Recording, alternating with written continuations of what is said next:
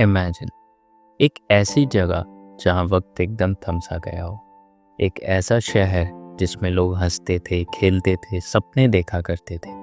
लेकिन एक रात कुछ ऐसा हुआ जिसने पूरे शहर को उजाड़ के रख दिया। ये कहानी है धनुषकोडी की, एक ऐसे ही भूले बिसरे शहर की जो भूतों से नहीं बल्कि एक दर्दनाक अतीत से जुड़ा है।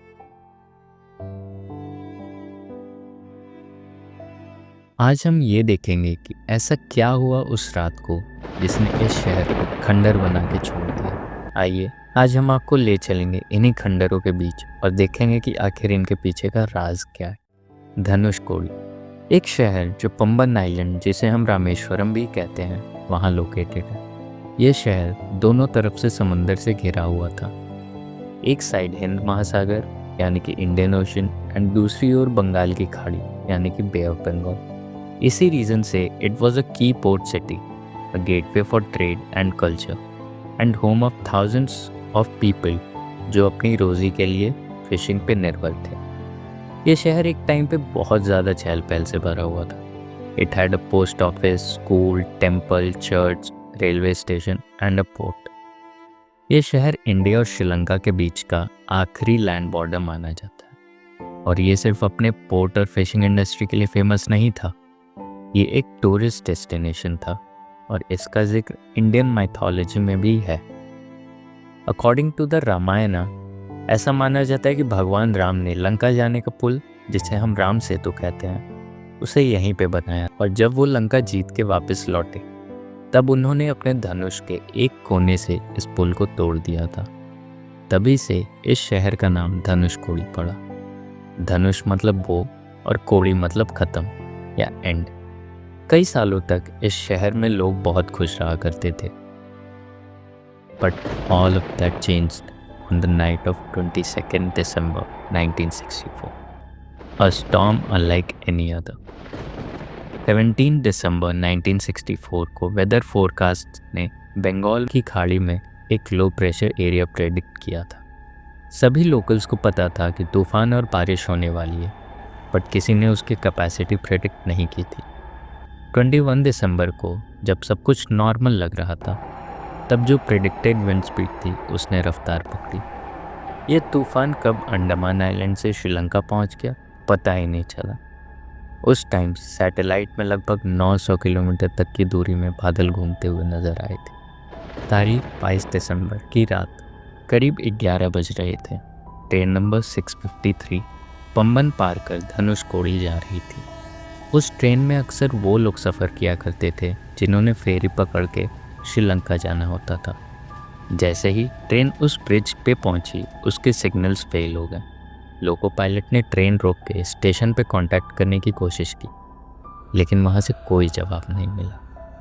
उसने हिम्मत करके ट्रेन को आगे बढ़ाने का सोचा, पर जैसे ही ट्रेन आगे बढ़ी और ब्रिज के बीच में पहुंची, समंदर में एक बड़ी लहर उठी और ट्रेन के लगभग 100 से ऊपर पैसेंजर्स और स्टाफ मेंबर्स को खुद में समेट ली। और वो लहर वहाँ नहीं रुकी। The storm turn into a deadly cyclone with winds reaching up to 280 kilometres per hour. देखते ही देखते वो साइक्लोन धनुषकोडी के शहर को हिट किया and it destroyed everything in its path. सारे टेम्पल, चर्चेस, स्कूल्स, घर, सारे लोग, सब कुछ एक ही झटके में बर्बाद हो गया। 2000 से ज़्यादा लोगों ने उस रात अपनी जान खो दी। गवर्नमेंट ने धनुषकोडी को अनफिट फॉर लिविंग डिक्लेयर कर दिया एंड जो कोई भी तूफान में बच गया था, they had no choice but to leave their homes behind. आज धनुषकोडी एक घोस्ट टाउन के नाम से जाना जाता है। आज भी लोग उस ट्रेजेडी को भूल नहीं पाए हैं। जो शहर एक टाइम पे लोगों की चहल पहल से खिलखिलाता था, वो आज एक खंडर से ज़्यादा कुछ नहीं रहा। जहाँ लोग राम सेतु देखने जाते थे, वहाँ राम का एक मंदिर भी नहीं है तो बस टूटी दीवारें। जब आप इस शहर में जाओगे तो एक ऐसी डरावनी फीलिंग आएगी, पर भूतों की वजह से नहीं, बट बिकॉज वो ट्रेजेडी अभी भी धनुषकोडी की हवाओं में जिंदा है। The ruins of the temples and churches, the broken walls, वो सब हमसे बातें करती हैं। But even though the town is lost beneath the waves, the tourism has resumed to some extent.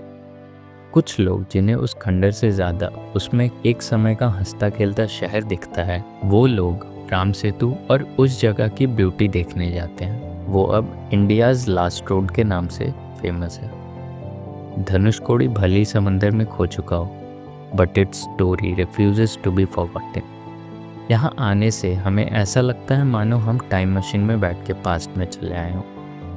ये हमें दिखाता है कि हमारी लाइफ कितनी फ्रेजाइल हो सकती है, लेकिन फिर भी हमें हार नहीं माननी चाहिए and we should keep moving forward.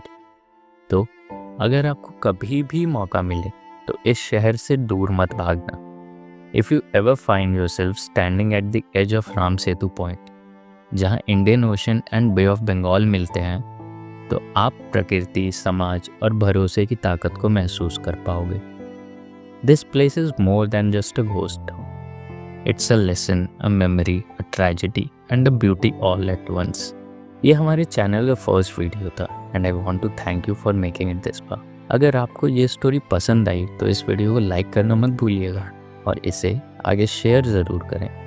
और अगर आपको ऐसी कहानियाँ पसंद हैं, इस चैनल को सब्सक्राइब ज़रूर करें। हम कोशिश करेंगे कि आपको ऐसा कंटेंट और ला के दें। Until next time, take care.